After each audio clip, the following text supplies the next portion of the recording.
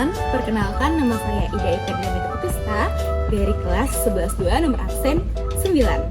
Nah, jadi di video kali ini kita akan membahas tentang strategi perlawanan daerah sebelum dan sesudah abad ke-20. Tapi sebelum itu nggak afdol dong kalau kita nggak tahu apa itu pahlawan nasional? Apa ya pahlawan nasional itu?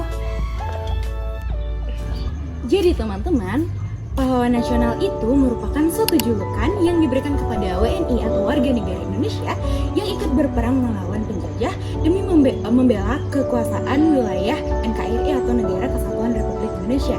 Dan juga pahlawan nasional itu merupakan beliau-beliau yang telah gugur dalam pertempuran tersebut. Nah teman-teman, kalian pernah melihat foto ini?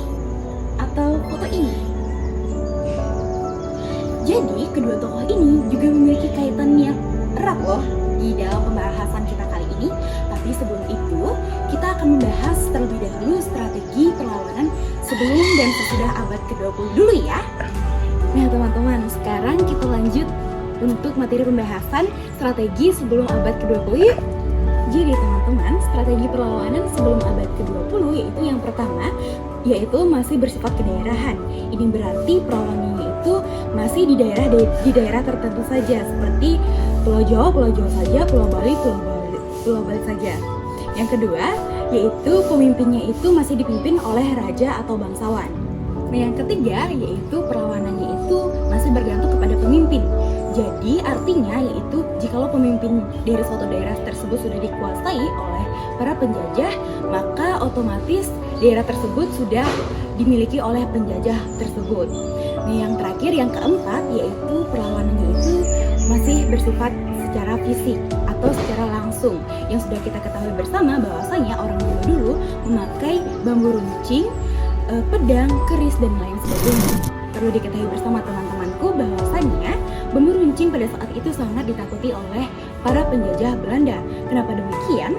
Karena bambu runcing tersebut, jikalau kita terkena tusukan dari bambu runcing itu, kita tidak langsung meninggal pada saat itu juga, tetapi kita akan merasakan efek yang sangat sakit pada saat itu selama berminggu-minggu atau bahkan berbulan-bulan.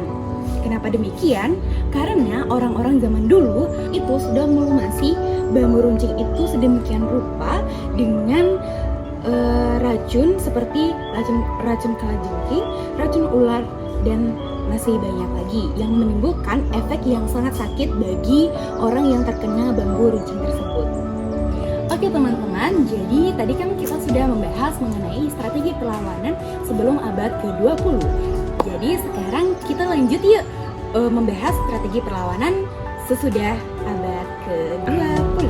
Nah teman-teman, strategi perlawanan pada abad ke-20 yaitu yang pertama meliputi perlawanannya itu sudah tidak bersifat kedaerahan lagi, namun secara nasional. Jadi suatu daerah itu kita gabungkan menjadi satu, yaitu Kesatuan Republik Indonesia. Yang kedua, yaitu pemimpinnya itu tidak lagi kaum bangsawan ataupun raja, tetapi para cendekiawan atau orang yang sudah terpelajar. Yang ketiga, yaitu perlawanannya itu sudah tidak tergantung lagi kepada pemimpinnya. Yang berarti jika pemimpinnya sudah ditaklukkan oleh penjajah, maka kita masih bisa nih untuk mempertahankan negara Kesatuan Republik Indonesia ini. Yang terakhir, yaitu yang keempat, yaitu perlawanannya itu sudah tidak bersifat fisik lagi, tetapi dalam sifatnya itu suatu organisasi tertentu. Nah teman-teman, jadi kita kan tadi sudah membahas nih strategi perlawanan sebelum dan sesudah abad ke-20. Nah, dari kalian udah paham belum? Oke, kalau kalian udah paham, kita lanjut nih tentang dua foto tadi. Apa sih kaitannya dengan topik pembahasan kita kali ini? Yuk kita bahas sama-sama. Oke teman-teman, kalian pernah melihat foto ini? Nah, jadi ini adalah tokoh yang penting di Indonesia, yaitu Pangeran Diponegoro. Nah, Pangeran Diponegoro ini merupakan pahlawan nasional Republik Indonesia. Nah, strategi perlawanan yang Pangeran Diponegoro ini lakukan pada saat itu yaitu masih bersifat kedaerahan, yang berarti strategi perlawanannya itu sebelum abad ke-20. Nah, perlu diketahui bersama teman-temanku bahwasannya Pangeran Diponegoro ini merupakan pemimpin dari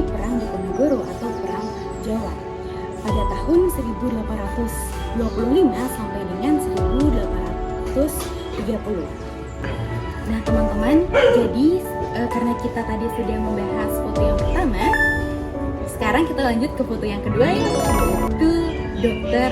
Sutomo.